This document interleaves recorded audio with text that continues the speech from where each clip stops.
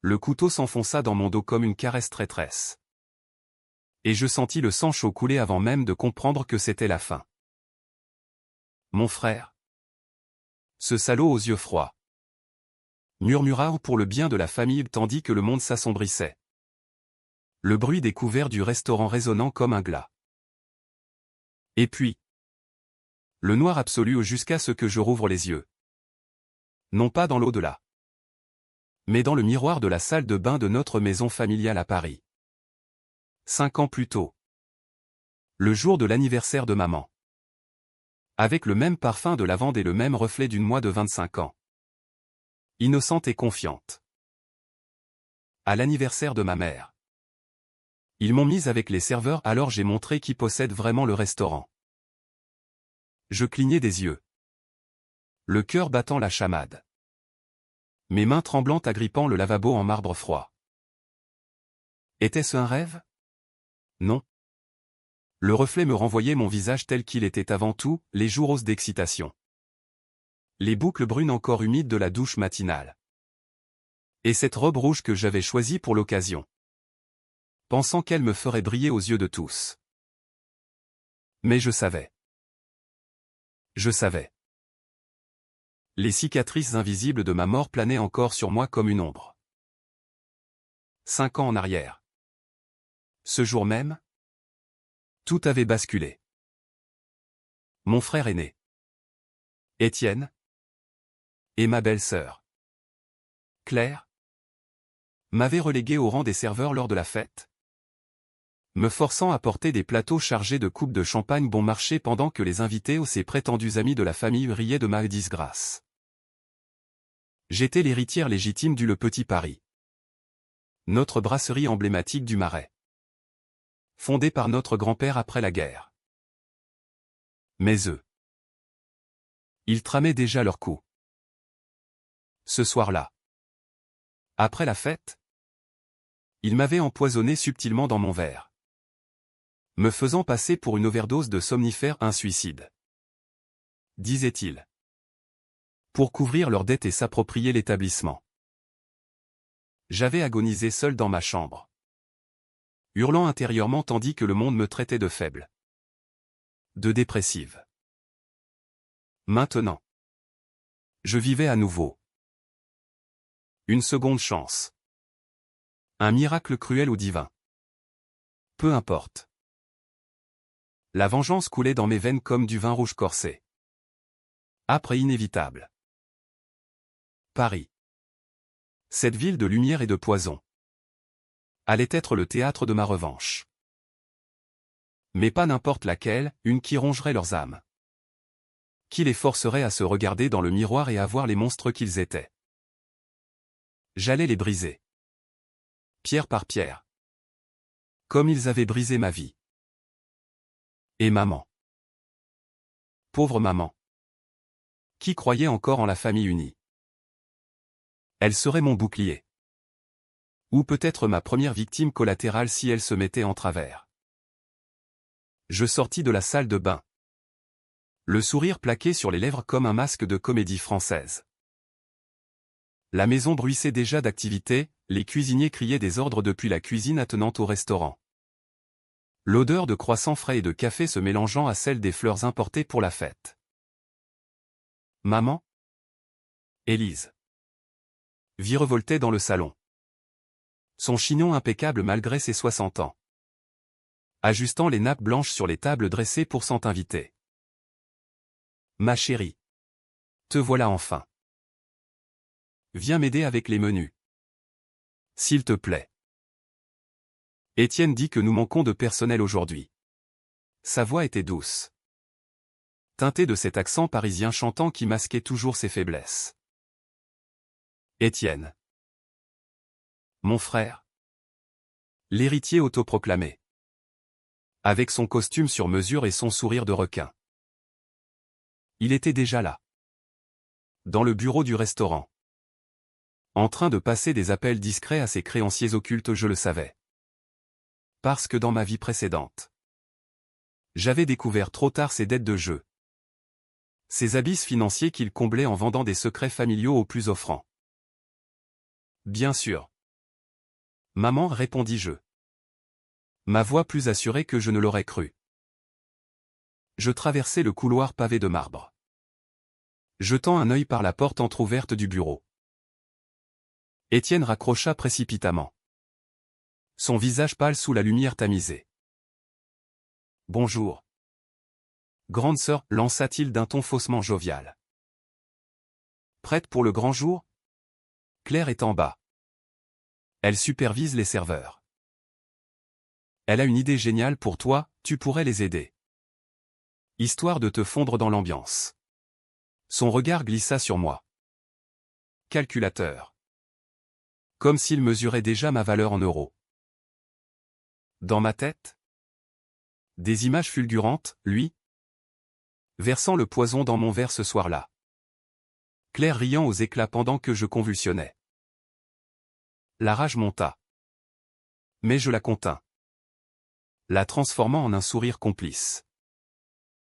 Excellente idée, Étienne. Mais d'abord, parlons affaires. J'ai repensé à l'héritage. Grand-père voulait que le petit Paris reste entre nos mains. N'est-ce pas? Pas dilué par des investisseurs douteux. Il se figea, ses doigts tambourinant sur le bureau. Qu'est-ce que tu insinues? Camille? Nous sommes une équipe. Une équipe. Le mot me fit rire intérieurement. Il m'avait mise avec les serveurs pour m'humilier. Pour me faire douter de ma place. Pavant la voie à ma disparition accidentelle. Mais cette fois, j'allais inverser les rôles. Je sortis du bureau sans un mot de plus, descendant vers les cuisines où Claire, avec ses lèvres botoxées et son tailleur Chanel trop serré, aboyait des ordres à une bande de serveurs maladroits. Camille. Parfait timing. Prends ce plateau. Va servir la table des vieux de la finance. Et souris. Bon sang. On n'est pas à un enterrement. Ses yeux verts, froids comme l'hiver sur la Seine, me transpercèrent. Elle était la matoise. La manipulatrice qui avait ensorcelé Étienne. Qui avait convaincu maman que j'étais instable. Bonne à jeter. Dans ma vie passée. C'est elle qui avait falsifié les comptes. Détournant des fonds pour financer leur folie, casino à Deauville. Bijoux volés sur la Côte d'Azur. Le secret qu'ils enterraient? Notre grand-père n'était pas mort d'une crise cardiaque, mais d'un empoisonnement lent orchestré par Étienne pour accélérer l'héritage. J'avais trouvé les preuves trop tard. Dans un coffre-fort que Claire avait fait disparaître après ma mort. Je pris le plateau. Mais au lieu de le porter docilement, je le posai avec un claquement sec sur le comptoir. Non. Claire. Aujourd'hui. C'est moi qui dirige. Les serveurs levèrent les yeux. Surpris. Elle ricana, croisant les bras. Qu'est-ce que c'est que cette blague? Retourne à tes études de gestion. Petite. Le restaurant. C'est l'affaire d'Étienne. Je m'approchai d'elle. Mon souffle calme contre son parfum trop sucré. Vraiment? Rappelle-toi le testament de grand-père. Il m'a nommée co-gérante. Avec droit de veto sur toute décision majeure. Et j'ai décidé que ce soir, les serveurs mangent à la table d'honneur. Toi et Étienne. Vous porterez les plateaux. Un silence de mort s'abattit sur la cuisine. Claire rougit. Furieuse. Mais avant qu'elle ne puisse répliquer, maman apparut à la porte. Un sourire perplexe aux lèvres. Qu'est-ce qui se passe ici? Mes chéris? La fête battait son plein lorsque le premier coup fut porté. Les invités au banquier bedonnant. Actrice has-been du cinéma français. Et ses critiques gastronomiques snobs du Figaro sirotaient leur apéritif dans la salle aux lambris sombres. sous les lustres en cristal qui projetaient des éclats dorés sur les nappes. J'avais insisté pour que la musique soit du Piaf pur. Rock et mélancolique. Au lieu de la playlist pop-fade qu'Étienne préférait. Pour honorer maman, avais-je dit. Et personne n'avait osé contredire. Étienne circulait. Mal à l'aise dans son rôle improvisé de sommelier. Versant du vin avec des gestes raides. Tandis que Claire, plateau aux mains, trébuchait sur ses escarpins, éclaboussant un invité d'une sauce béarnaise. Les rires fusaient. Discrets mais acides. Regarder la famille unie, lança un oncle distant. Et je souris. Toastant en silence à leur humiliation naissante. Mais la vraie vengeance ne se nourrit pas de rires superficiels. Elle exige des racines profondes. Des secrets arrachés à la terre meuble de la trahison. Ce soir-là. Après les discours larmoyants, maman émue aux larmes par mon gommage surprise où j'avais rappelé les origines modestes du restaurant. Forgé dans les ruelles du Marais post-libération. Je tirai Étienne à l'écart dans le bureau. La porte claqua derrière nous. Étouffant les cliquetis des verres. Assieds-toi, ordonnai-je. Désignant le fauteuil en cuir usé de grand-père. Il obéit. Les yeux plissés. Qu'est-ce que tu fabriques, Camille? Cette comédie avec les serveurs. C'est puéril. Je m'assis en face. Sortant d'une pochette discrète un dossier mince. Imprimé à la hâte dans la chambre d'hôtel où j'avais passé la nuit précédente à fouiller les archives familiales, celles que j'avais mémorisées de ma vie antérieure. Regarde ça. Frère chéri. Les relevés bancaires de 2018. Tes investissements à Monaco. 100 000 € disparus en une nuit de poker. Et ici? Le transfert vers le compte offshore de Claire. Vous pensiez que je n'avais pas remarqué? Son visage vira au cireux. Ses mains crispées sur les accoudoirs. Où as-tu eu ça? C'est impossible. Je me penchai en avant. Ma voix un murmure venimeux. Rien n'est impossible quand on connaît l'histoire. Comme la façon dont grand-père est mort. Pas une crise cardiaque. Du cyanure dans son pastis. Goutte à goutte. Pour qu'il signe les papiers en ta faveur. J'ai les emails que tu as supprimés. Restaurés par un ami hacker, un petit cadeau de ma nouvelle perspective. C'était un mensonge. Pour l'instant, dans cette vie. Je n'avais pas encore les preuves physiques. Mais ses yeux trahissaient tout. La peur. Pure et viscérale. Tu bluffes. Maman ne te croira jamais. Maman? Elle sait déjà pour tes dettes. Je lui ai montré les premiers extraits ce matin. Pendant que tu faisais le beau. Elle pleurait. Étienne. Pour la première fois. Elle voit le fils qu'elle a élevé. Il bondit. Renversant la chaise. Salope. Tu vas détruire la famille. Sa main s'abattit vers moi. Mais je l'esquivai. Attrapant son poignet avec une force surprenante, l'adrénaline de la renaissance. Peut-être. Détruire? C'est toi qui as commencé. En me tuant. Oui. Je sais pour le poison. Ce soir-là. Après la fête. L'atropine dans mon vin. Pour simuler une overdose. Vous avez même falsifié mon journal pour que ça passe pour un suicide. Mais maintenant. Je suis de retour. Et je vais te faire payer. Centuple. Il recula. Trébuchant contre le bureau. Le souffle court. Dehors. Les invités applaudissaient un toast.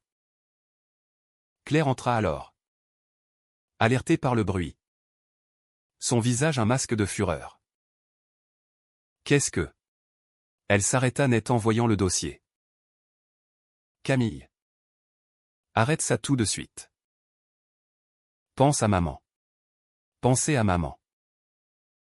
Les mots me transpercèrent comme un écho de ma mort passée.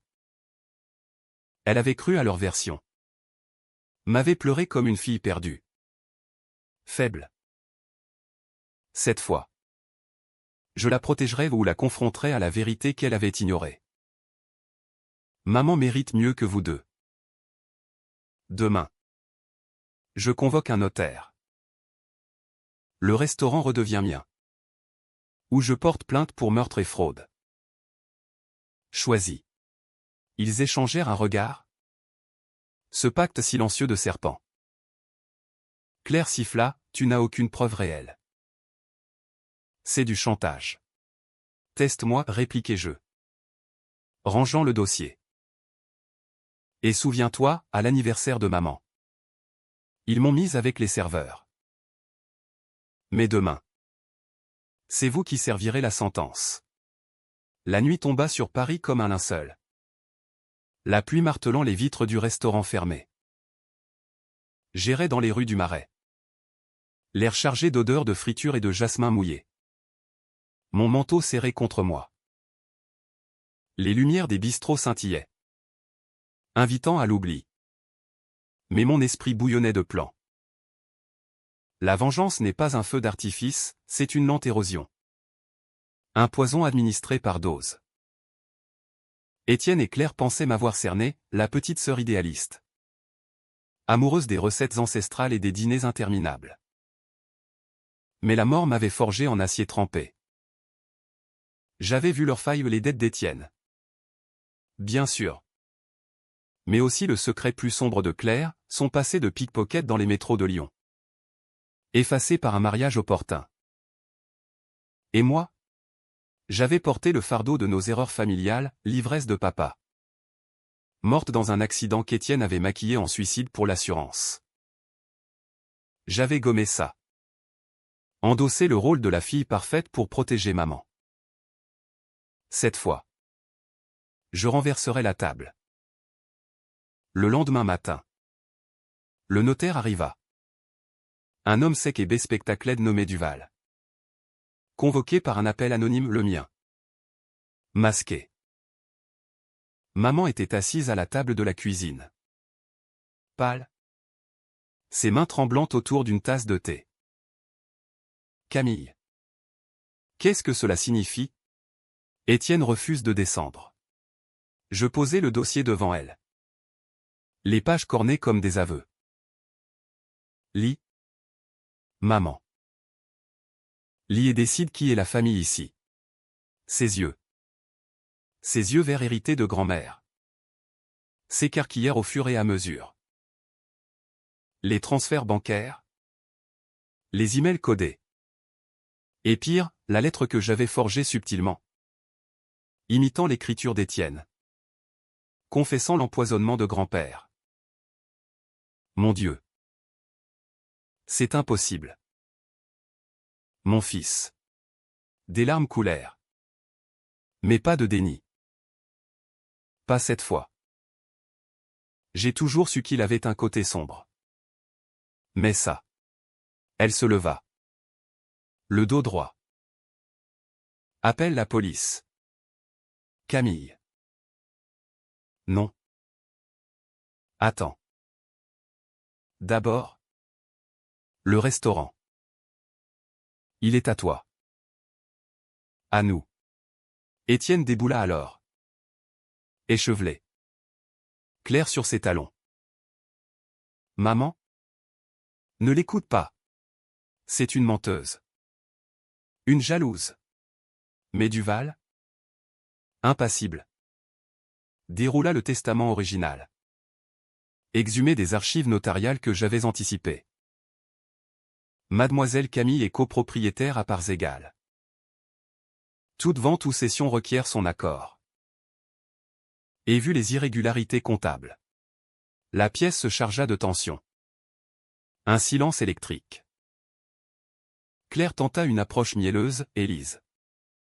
Chérie. Pense aux souvenirs. Nous sommes ta famille. Maman la gifla un claquement sec. Inattendu. Qui fit taire tout le monde. Ma famille? Vous avez tué mon père. Et tenté de tuer ma fille. Étienne blêmit. Quoi? Maman? Je. Mais elle se tourna vers moi. Les yeux brillants. Fais ce que tu dois. Camille. Montre-leur. La police arriva 1 heure plus tard. Discrète. Comme je l'avais orchestré via un appel anonyme au stup car les dettes d'Étienne impliquaient du blanchiment avec la mafia corse.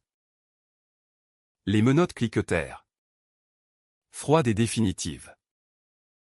Claire hurla. Griffant l'air, c'est elle.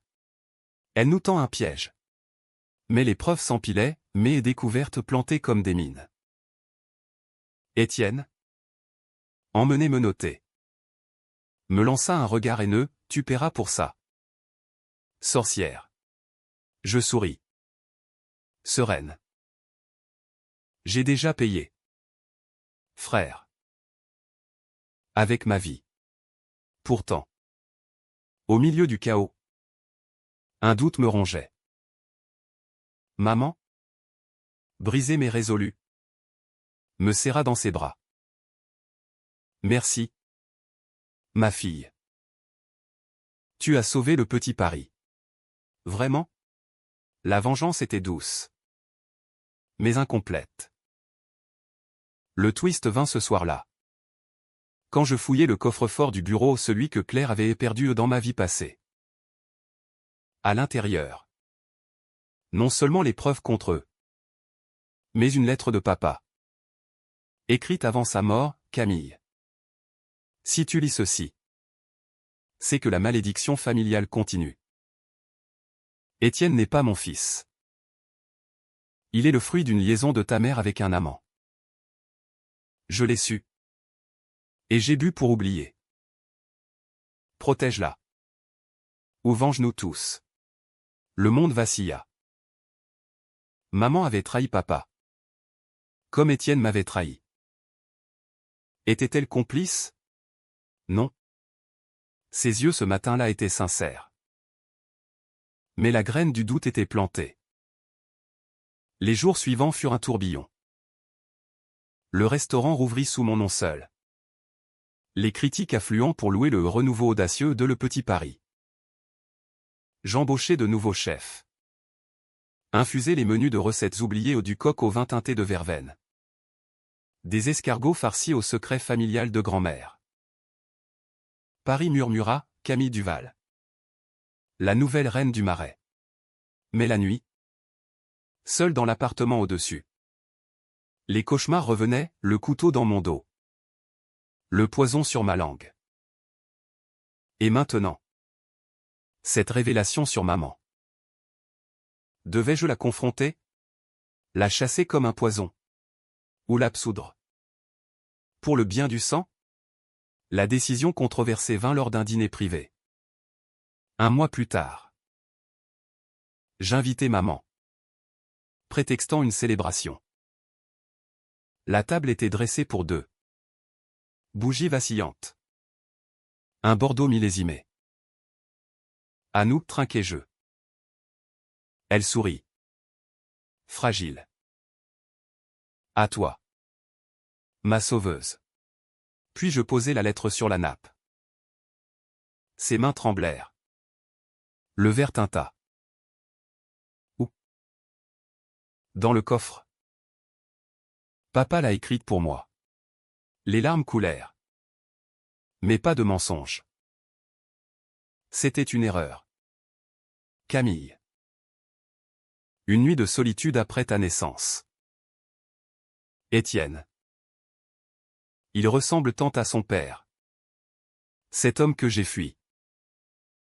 J'ai cru protéger la famille en taisant. Protéger. Le mot résonna comme une trahison mineure comparée au leur. Mais la rage monta. Irrationnelle. Tu as laissé Étienne nous détruire. À cause de ton secret. Elle baissa la tête. Pardonne-moi. Ou chasse-moi. Mais sache que je t'aime. Le choix fut cruel, la venger en la gardant. Ou la punir en la bannissant? Je choisis le milieu. Controversé. Immoral peut-être, je lui donnai une part minime du restaurant. Mais l'exiler à la campagne. Près de Provence. Avec une pension. Va guérir tes fantômes. Maman. Mais ne reviens pas. Elle partit en larmes. Me laissant seul avec le trône. Était-ce justice? Non. C'était ma loi. Le climax survint lors de l'inauguration du nouveau menu. 6 mois après. La salle bondait. Flash des photographes. Le tout Paris attablé. Étienne et Claire. Libérés sous caution mais ruinés. S'infiltrèrent déguisés en serveurs un dernier coup désespéré. Pour empoisonner le vin des VIP et me faire accuser de négligence. Je les vis approcher.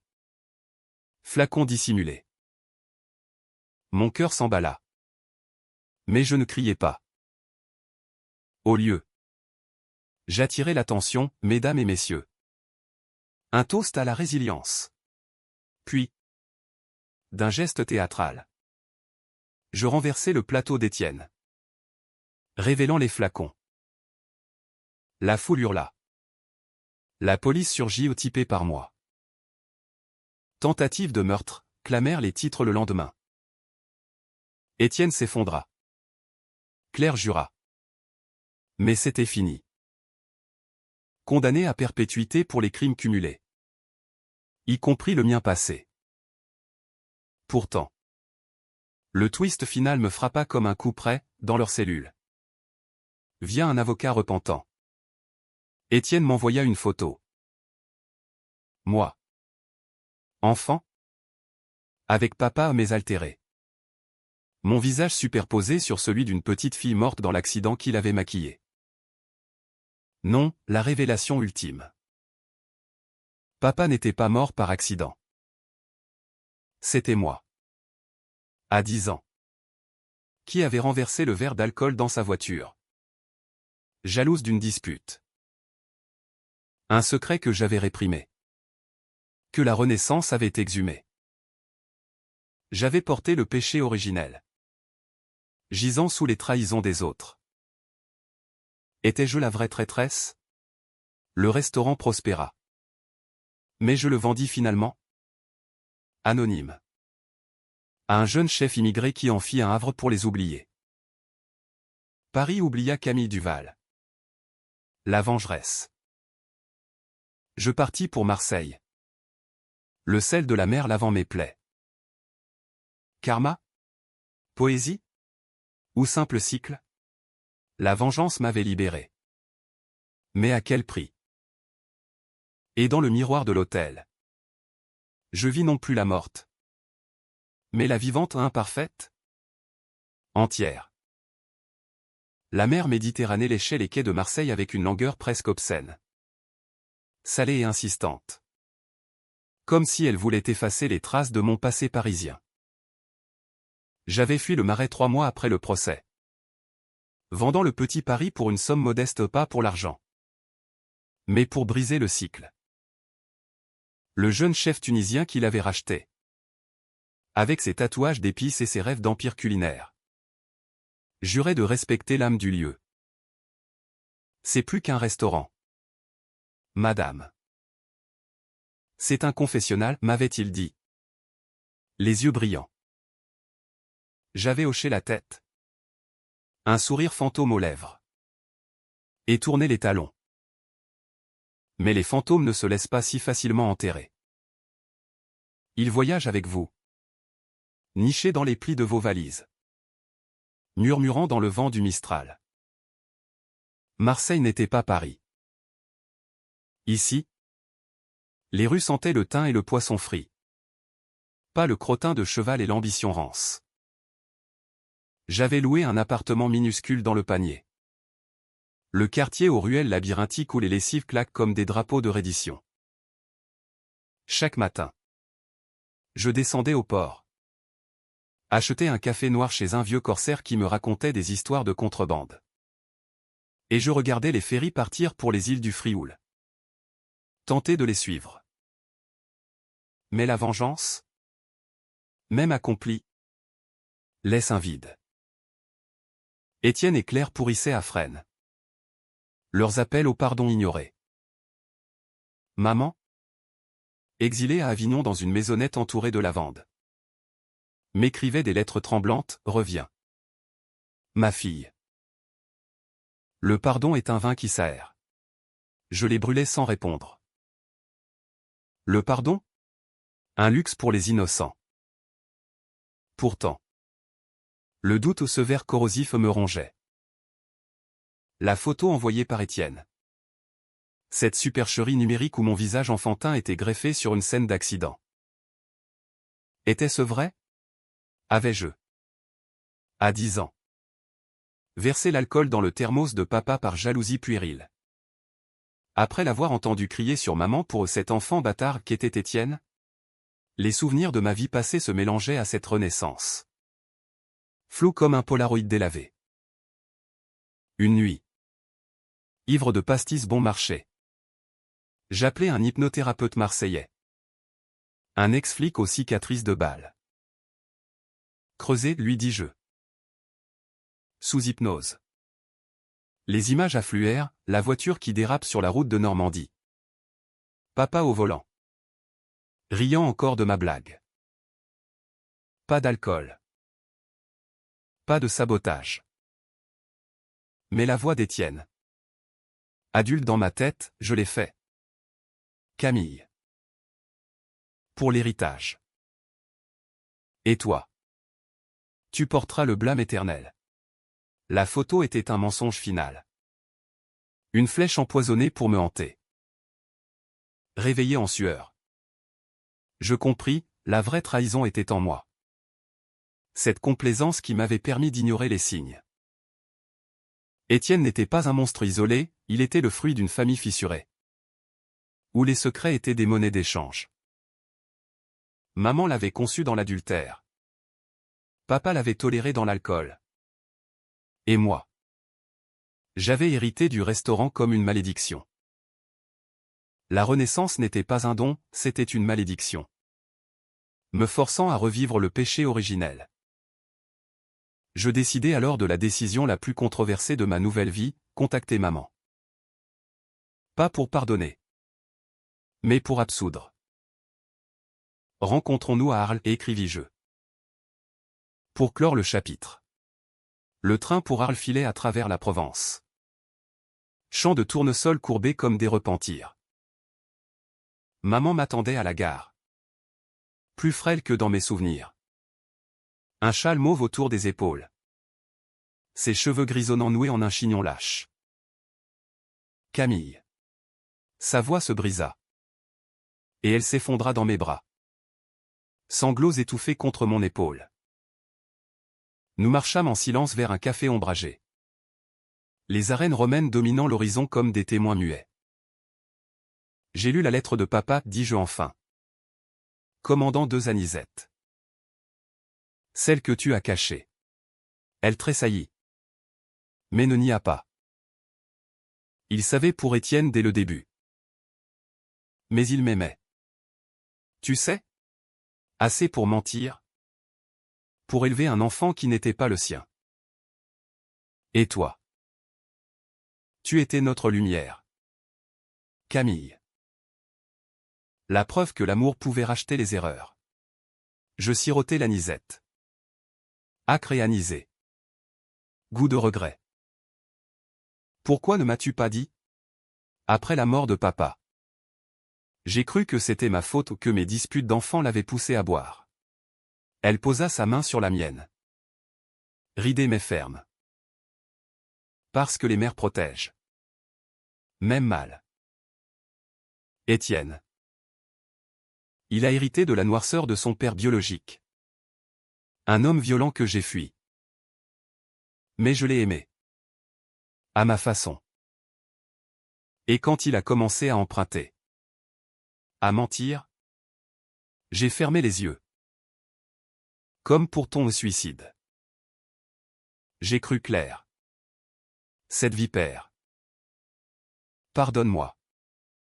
Où est-moi? Mais sache que je t'ai toujours vue comme l'héritière vraie.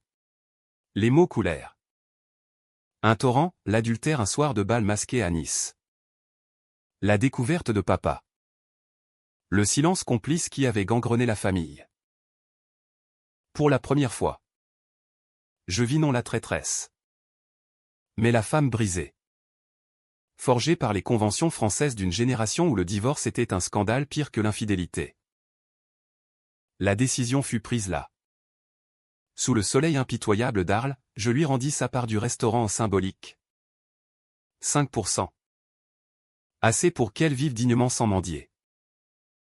Reviens à Paris si tu veux. Mais pas pour commander.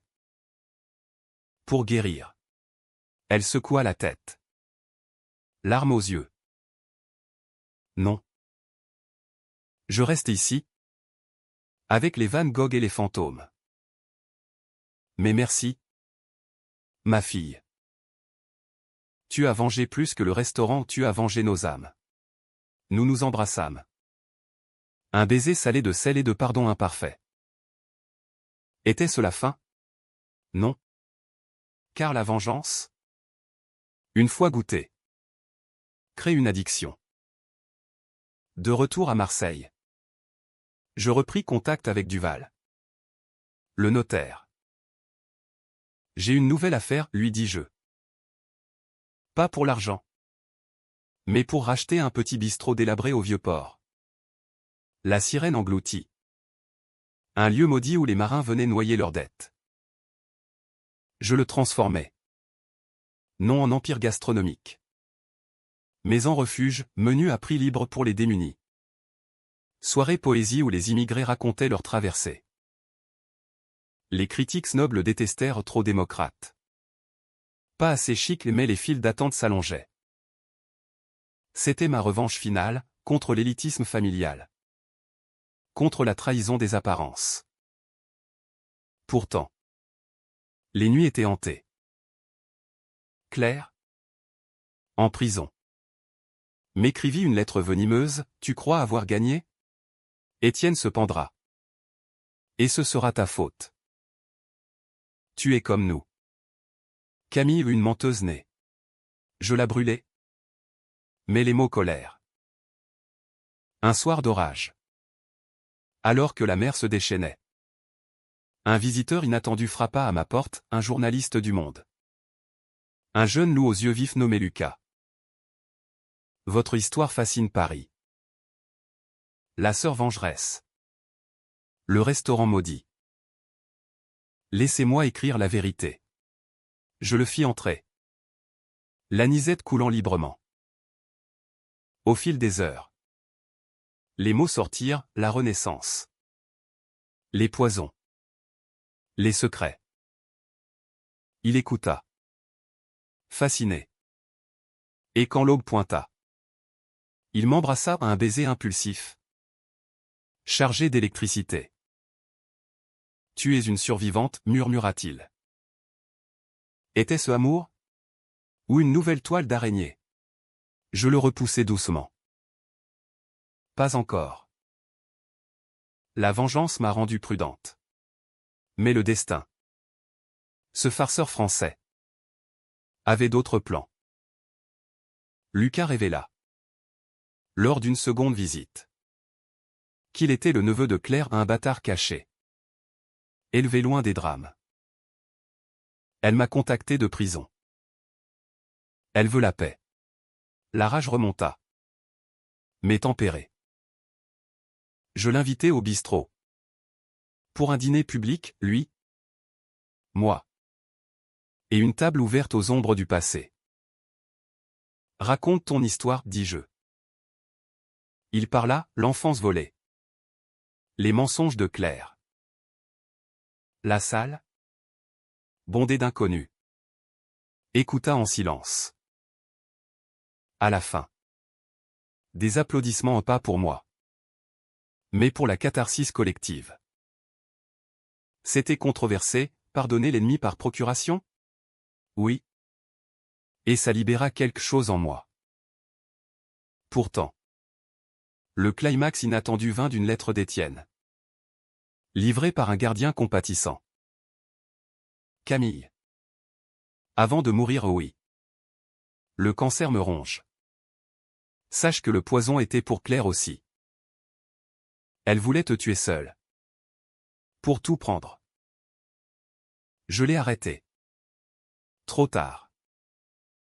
Tu es la seule innocente. Vie. Il mourut 2 jours plus tard. Seul. Claire, informée, se suicida en cellule. La nouvelle fit les gros titres, fin tragique de la saga du Petit Paris. Maman vint à Marseille pour l'enterrement symbolique, une urne vide jetée à la mer. C'est fini, dit-elle. Vraiment? Non. La Renaissance m'avait changé. Je fermai la sirène. Parti pour l'Algérie avec Lucas. Traçant nos racines croisées. Paris s'effaça. Mais la vengeance? Elle devint légende. Un plat qui se mijote éternellement. L'Algérie m'accueillit avec une chaleur suffocante. Un soleil qui fouettait la peau comme un reproche divin. Et des odeurs d'épices qui collaient aux vêtements comme des souvenirs tenaces. Alger? La Blanche? S'étalait en amphithéâtre au bord de la Méditerranée. Ces immeubles haussmanniens hérités de la colonisation se mêlant aux minarets et aux bazars chaotiques. Lucas et moi avions atterri là sur un coup de tête. Un billet de Coste acheté après une nuit d'insomnie où les vagues de Marseille semblaient murmurer « Fuis plus loin ». Pour recommencer, avait-il dit. Sa main dans la mienne. Chaude et hésitante. Mais recommencer quoi? Une vie sans fantôme? Ou une nouvelle vengeance? Cette fois contre les chaînes invisibles du passé? Nous louâmes un riad modeste dans la Casbah. Un labyrinthe de ruelles où l'écho des prières se fondait au klaxon des taxis Peugeot cabossés. Les murs ocre suintaient d'humidité. Et chaque soir, depuis la terrasse, on voyait la baie scintiller sous les étoiles. Un tapis de lumière qui masquait les abysses. Lucas, avec son accent parisien impeccable et ses chemises en lin froissé, s'intégrait mal au début, il trébuchait sur l'arabe dialectal. Rougissait quand les marchands le prenaient pour un touriste égaré. Moi. Camille. J'avais hérité de grand-mère une once de sang maghrébin ou une arrière-grand-mère tunisienne. Secret familial que maman avait avoué à Arles. Ça explique tes yeux sombres, avait-elle dit. Ici, je me sentais chez moi. Ou du moins étrangère. Je cuisinais des tagines dans la cour. Mélangeant les recettes du Petit Paris aux saveurs locales, agneau au ras et l'anou. Couscous infusé de safran volé à la lavande provençale. Les voisins. Une famille de pêcheurs venaient manger. Riant de mes maladresses. Madame française. Vous avez du feu dans le ventre, disait la mère. Une veuve burqa voilée de sourire. Mais la paix était illusoire. Les lettres de maman arrivaient par paquets. Postées d'Avignon, des nouvelles du jardin. Des regrets éternels. Et parfois, des coupures de presse sur le scandale persistant. Le Petit Paris prospérait sous le jeune chef. Mais des rumeurs circulaient, un livre en préparation sur la malédiction des Duval. Anonyme mais trop détaillé pour être innocent. Lucas, journaliste dans l'âme. Fouinet, c'est Duval lui-même. Le notaire. Il vend ton histoire au plus offrant. La trahison. Encore. Elle suintait des ports du monde. Comme l'humidité d'Alger. Laisse, lui disais-je. Mais intérieurement, la rage couvait. La Renaissance m'avait donné une seconde chance. Mais pas l'immunité contre les échos. Le premier choc vint d'un appel, maman. La voix brisée par les sanglots. Camille. Ils ont trouvé le corps d'Étienne. Pas cancer, meurtre. Quelqu'un l'a étouffée en cellule. Claire. Elle avait un complice dehors. Mon sang se glaça. Qui? Un créancier corse. Peut-être. Ou pire, un allié de Claire que nous avions manqué. Lucas pâlit en écoutant. C'est lié à toi. Il croit que tu as orchestré tout. Moi. La vengeresse. Accusé de double meurtre. Les flics français appelèrent. Poli mais insistant, Mademoiselle Duval. Un retour serait apprécié. Je raccrochai. Le cœur cognant. Fuir plus loin? Ou affronter? Une fois de plus, la décision controversée fut prise lors d'une nuit d'orage. La pluie tropicale martelant le toit de tôle comme des balles. Lucas et moi. Enlacés sur le tapis berbère, parlâmes jusqu'à l'aube. Rentre, dit-il. Finis ce que tu as commencé. Je te rejoins après. Mais je secouai la tête. Non. On rentre ensemble. Et on expose tout. C'était immoral? Peut-être utiliser son journalisme pour laver mon nom. Au risque de rouvrir les plaies. Mais la vengeance évoluait non plus personnelle, mais collective. Contre le système qui protégeait les monstres comme Étienne. De retour à Paris. L'air automnal piquait comme une gifle. La ville avait changé en 6 mois, les feuilles rousses du Luxembourg. Les vitrines de Noël précoces sur les Champs-Élysées. Maman nous accueillit à Avignon en train. Plus forte. Un foulard coloré noué comme une armure. J'ai vendu ma part restante, dit-elle. Pour toi. Pour Clore. Nous louâmes un appartement près de la Seine. Anonyme. Et Lucas lança l'enquête. Les sources affluèrent, un gardien corrompu. Payé par un rival d'Étienne, un magnate de la restauration. Monsieur Lefebvre. Qui visait le petit Paris depuis des années. Il a financé les dettes de ton frère, révéla Lucas. Dossier en main. Et Claire le savait. Le climax se noua lors d'une confrontation publique. Orchestré comme une pièce de Molière, un dîner au Petit Paris. Invité par le nouveau chef. Lefebvre était là. Bedonnant et suffisant.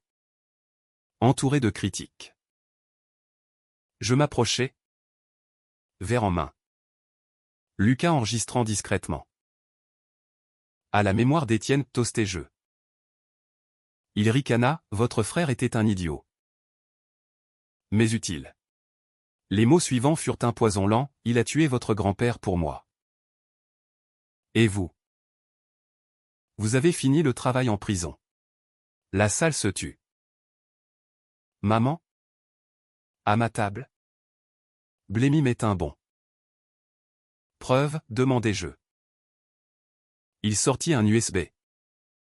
Arrogant. Les emails. Partageons. Mais Lucas avait piraté un hacker ami. Écho de ma ruse passée. L'USB était piégé, au lieu des preuves. Un virus qui téléchargea ses propres aveux.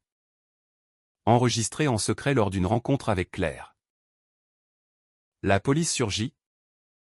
Sirène hurlante. Blanchiment. Complicité de meurtre. Lefebvre s'effondra. Menotté devant les flashs. La foule applaudit. Confuse mais exaltée. Était-ce justice? Ou vengeance déguisée en spectacle? Le twist final. Cruel. Vint de maman, dans son testament. Rédigé après. Elle avoua tout. Camille. La renaissance que tu crois miraculeuse? Ce n'était pas Dieu. C'était moi. J'ai payé un voyant pour un rituel vaudou. Désespéré après ton suicide. Et ça a marché. Une blague? Non. Ses yeux étaient sérieux. J'ai pactisé avec l'ombre pour te ramener. Et maintenant? Je paie le prix de ce cancer que les docteurs ne comprennent pas. Elle mourut 2 semaines plus tard. Paisible? À Avignon. Au chevet. Elle murmura, venge-moi en vivant libre. Je vendis tout. Lucas et moi partant pour Lisbonne. La vengeance s'achevait en cycle, trahison. Révélation. Absolution. Mais dans mes rêves. Paris appelait encore. Un plat mijoté à jamais. Lisbonne s'enroulait autour de nous comme un fado mélancolique. Ces collines pavées de calcaire blanc glissant sous la pluie fine. Ces tramways brinque-ballants comme des souvenirs ébréchés. Lucas et moi avions choisi cette ville pour sa nostalgie douce amère, un écho portugais à la mélancolie française. Sans les fantômes trop familiers de Paris ou d'Alger. Nous louâmes un appartement dans l'Alfama. Un dédale de maisons ocre au balcon fleuri de géranium. Où l'odeur de morue séchée se mêlait aux effluves de pastéis de nata frais. Chaque matin. Je descendais au marché. Marchandais des sardines avec des vieilles dames voilées de châles noirs. Et Lucas tapait ses articles sur un ordinateur portable usé. Freelance pour des magazines obscurs. La fin de la saga Duval, titrait-il. Mais je le relisais toujours. Traquant les lignes pour y déceler une trahison cachée. Maman était partie depuis 4 mois. Son urne dispersée dans la lavande d'Avignon par un prêtre complice. Son aveu final ce rituel vaudou. Cette folie d'amour maternel me hantait comme une malédiction inversée. Étais-je vraiment revenu par magie noire? Ou par un caprice du destin? Les nuits. Je me réveillais en sueur. Sentant encore le couteau d'Étienne dans mon dos. Ou pire. Le regard déçu de papa. Lucas me serrait alors. Murmurant des fados appris par cœur, le chagrin est un amant jaloux. Il était mon encre. Ce neveu bâtard de Claire. Avec ses cicatrices d'abandon et son talent pour déterrer les vérités. Mais même l'amour a ses ombres. Un soir, après un dîner de cataplana trop épicé, il avoua, j'ai un fils. En France. De Claire. Avant la prison. Il a 10 ans. Et il me cherche. Le choc fut comme un azuléjo brisé au beau. Mais coupant. Pourquoi maintenant, demandai-je. La voix rauque de Vino Verde. Il baissa les yeux. Ses doigts entrelacés aux miens. Parce que tu m'as appris à affronter les fantômes. Le gamin. Il s'appelle Théo. Claire l'a élevé seul. En le montant contre moi. Mais après sa mort, il a écrit, je veux connaître mon père. Point. La trahison. Encore pas la sienne. Mais celle du sang qui lie malgré tout. Je sentis la rage familière monter. Cette envie de fuir. De venger en niant. Mais la Renaissance m'avait vacciné. Amène-le ici, dis-je. On sera une famille bancale. Mais vrai. C'était controversé, adopter l'héritage d'une meurtrière? Oui. Pour briser le cycle.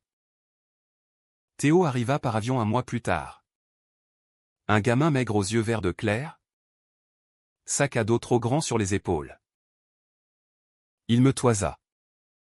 Méfiant, t'es la sorcière qui a tué maman. Lucas blêmit. Mais je ris un rire franc. Libérateur. Non. Petit. Je suis la femme qui a survécu.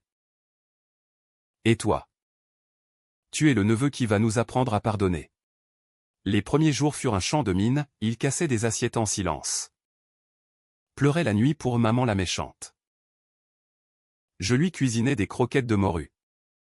Lui racontais des histoires du petit Paris opale et poison. Mais les rires? Les dîners interminables. Lucas luttait. Maladroit en père, joue au foot avec lui, suggérai-je. Bientôt. Les rires fusèrent, Théo apprenant le fado sur un ukulélé éraflé. Nous trois sur la terrasse. Regardant les lumières du Tage. Mais Lisbonne n'était pas un paradis sans serpents. Un jour, un colis arriva, des coupures de presse française. Anonyme. La malédiction continue, Duval vendu au diable. Avec des photos au mois. Enfant. Près de la voiture de papa. Un thermos renversé. Falsifié. Bien sûr. Mais signé à un ami de Lefebvre. Le magnate. Libéré pour vice de procédure. Contre-attaqué depuis sa villa de la côte. La vengeance renaissait. Tentaculaire. Ignore, dit Lucas. Météo. Fouillant par curiosité. Trouva les articles. C'est toi la méchante, demanda-t-il. Yeux emplis de peur. Le cœur serré. Je l'emmenai sur les remparts de Saororé. La ville en contrebas comme un tapis de lumière. Écoute. Théo. La vie est un plat empoisonné parfois. Ma famille. On s'est tué mutuellement avec des secrets. Mais toi. Tu peux choisir, manger ou cracher. La décision fut prise, rentrer en France. Une dernière fois. Pour Lefebvre, dis-je. Lucas acquiesça. Théo serré contre lui. C'était immoral exposer un enfant à la boue? Peut-être. Mais la vérité libère. À Paris. L'hiver mordait. La Seine gelée sous les ponts. Nous louâmes un hôtel près du Marais. Et Lucas publia son article, Les Duval, autopsie d'une dynastie maudite. Avec des preuves email de Lefebvre. Témoignage de gardien.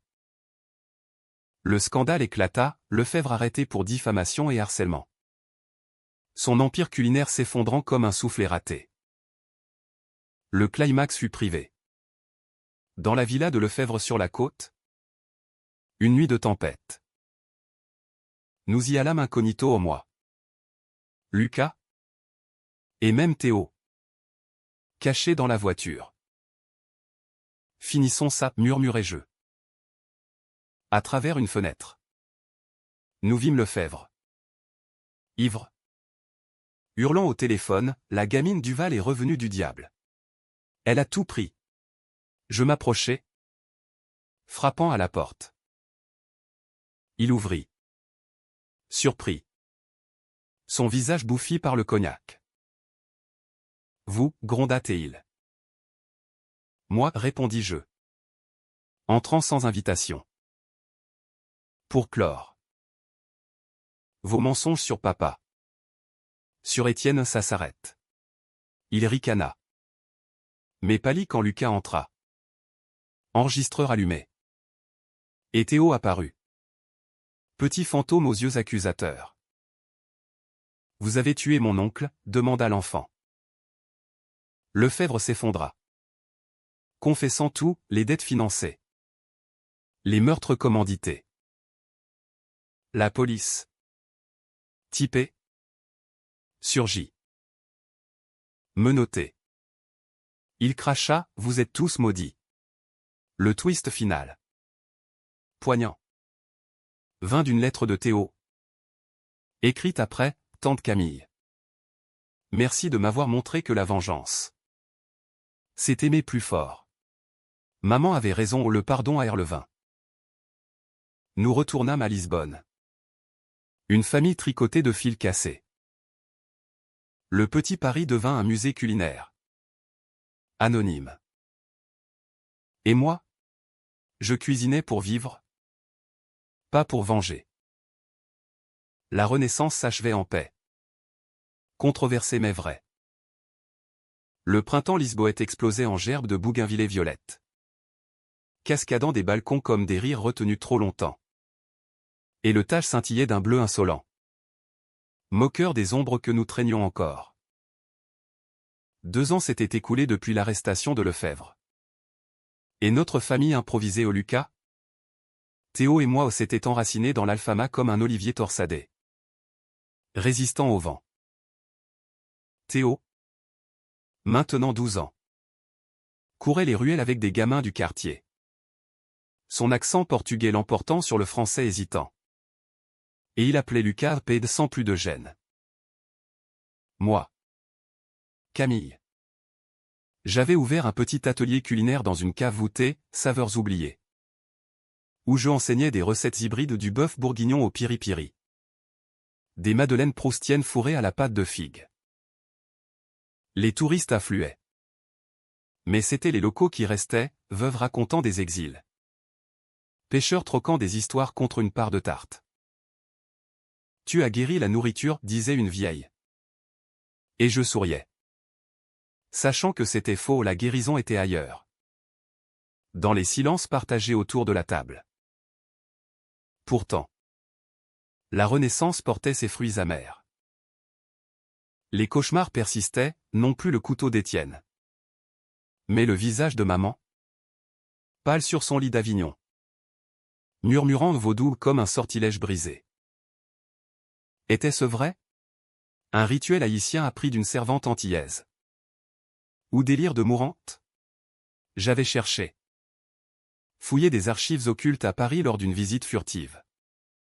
Mais rien, seulement des légendes de revenants dans les salons parisiens du 19e. Lucas, pragmatique, balayait, c'est la culpabilité qui parle. Tu es revenu parce que tu devais.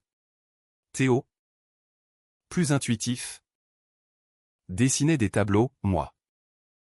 Elle est sortant d'un tombeau de fromage et de vin. T'es une super-héroïne. Tante Cam, disait-il. Et ça suffisait. Presque. Mais le passé. Ce chien fidèle mordit à nouveau lors d'une exposition culinaire à Porto. Nous y allâmes en train. Théo excité par les ponts suspendus. Lucas négociant des partenariats pour son blog. Parmi les stands de Porto et de Francinia, je reconnus un visage, Duval. Le notaire, vieilli, bedonnant dans un costume froissé. Mademoiselle Camille, lança-t-il, verre en main, les yeux fuyants. Quelle surprise! Paris vous pleure. Je me crispais. Mais Théo, sentant la tension, glissa sa main dans la mienne. Qu'est-ce que tu veux? Demandai-je. Il ricana. Amer, rien. Juste. Après Lefebvre, j'ai tout perdu. Ma licence révoquée. Mais j'ai un secret pour toi. Il sortit une enveloppe jaunie. De votre mère. Cachette dans le coffre. Après sa mort. Lisez. Seul dans notre chambre d'hôtel ce soir-là. J'ouvris l'enveloppe. Une lettre. Manuscrite. Datée de la veille de sa mort, ma Camille adorée. Si je mens sur le vaudou, pardonne. C'était une métaphore. Le vrai rituel. C'était l'amour, j'ai prié. Supplier le ciel après ton suicide. Mais voici la vérité, Étienne n'était pas mon seul secret. Ton père. Il n'était pas le tien non plus. Une nuit. Avant ta naissance. Avec un amant italien, le sommelier du restaurant. Tu es une bâtarde. Comme ton frère. Mais c'est ça qui t'a sauvé, le sang fort? Rebelle. Vis-le. Et venge en aimant. Ta maman? Qui t'aime au-delà de la mort. Le papier trembla dans mes mains. Une trahison de plus? Ou libération ultime? Les pièces s'emboîtaient, mes yeux sombres. Mon goût pour le vin audacieux. Cette résilience qui m'avait ramené. Lucas me trouva effondré. La lettre froissée. Encore, soupira Théil. Je la lui tendis. Et il lut en silence. Puis m'embrassa le front. Ça change rien. Tu et toi. Théo. Entrant en trombe avec un bateau en papier. Sentit l'air lourd. C'est quoi? Tante. Je la tirai. Racontant tout l'adultère. Le sang mêlé. Sans phare. Il cligna des yeux, cool. J'ai plein de tantes et oncles invisibles maintenant. Son rire brisa la glace. Et nous descendîmes au bord du Douro. Jetant des cailloux dans l'eau portugaise. À la famille bancale, trinquâmes-nous avec du porto sucré. La décision controversée suivit, publier la lettre. Anonymement. Dans le blog de Lucas. Pour que plus personne ne mente sur les Duval. C'était scandaleux au salir la mémoire de maman? Oui. Mais cathartique. L'article viralisa, les secrets d'une dynastie culinaire, bâtard et poison.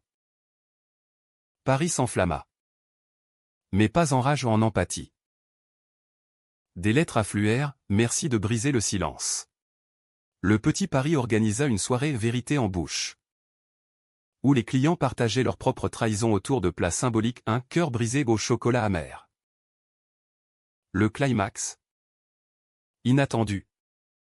Vin d'Italie, un cousin lointain. Fils du sommelier. Contacta Lucas. Ma mère parlait de toi. Camille. Viens à Toscane. Héritage. Nous partîmes. Théo en extase devant les vignes. Et là. Dans une villa près de Sienne. Une vieille femme, ma grand-tante par alliance, m'embrassa, tu ressembles à ton père. Il t'aurait aimé. Pas d'or. Mais des recettes, un Chianti ancestral. Des histoires de vendanges sous Mussolini. C'est ton vrai sang, dit-elle. Pas vengeance, mais rédemption. Le twist final, en rentrant. Un test ADN confirma ou italien. Tunisien. Français. Un cocktail rebelle. Mais plus, une tumeur bénigne. Opéré discrètement. Le prix du vaudou, plaisanté jeu. Non, le corps rattrapant la renaissance. Opéré à Lisbonne. Je sortis changée, plus légère. Théo grandit. Lucas écrivit un livre. Et moi. Je cuisinais pour le futur. La trahison s'effaça en saveur. Un plat miamé. Pas craché. Paris? Un souvenir lointain. Un restaurant fantôme. La vie? Enfin. Sans menu fixe.